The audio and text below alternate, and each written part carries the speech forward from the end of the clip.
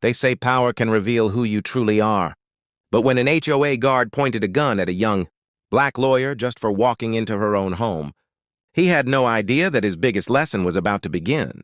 It was a quiet evening in Cedar Pines Estates, the kind of neighborhood where every blade of grass was measured, and every rule came with a threat. Attorney Janelle Carter, 32, had just returned home from a long day in court. She'd recently bought her first house, a moment she'd dreamed of since law school. But as she parked her car and walked toward her front door, a voice barked from behind. "Stop right there. This is a private property." Janelle turned to see Rick Dalton, a 45-year-old HOA security guard with a shaved head, a tense jaw, and his hand on his holstered gun. She stayed calm. "Sir, I live here. My name is Janelle Carter, house number 47. Rick sneered. "You? An owner here? You people always got some story." Janelle froze. She'd heard that tone before. Disbelief, disrespect, the kind that cuts deeper than words. Rick stepped closer, gripping his weapon. "Show me ID or I'll call the cops." Janelle slowly reached into her bag, heart pounding. "No sudden moves," he barked, pulling out his gun halfway. Neighbors peeked through their curtains.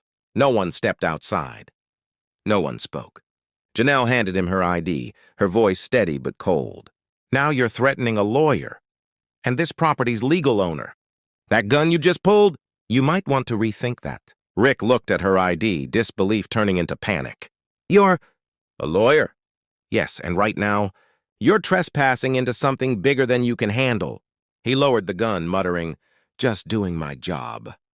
Janelle looked straight at him. "Your job is to protect, not to intimidate, not to assume." The next morning, the HOA office was packed. Janelle walked in wearing her suit, calm and composed. Rick sat in the corner, eyes down. The board president began. "Miss Carter, about last night." She interrupted softly. "It's not just about last night. It's about what you allow to happen in this community." Then she placed a thick folder on the table, a formal discrimination complaint, backed by footage from her door camera. Gasps filled the room. Rick's hands trembled. Janelle leaned in. "I could take this to court, but I won't. I want you to fix it. Train your guards. Educate your board.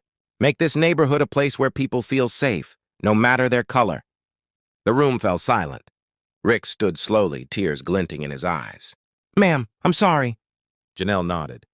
"Don't tell me, show me."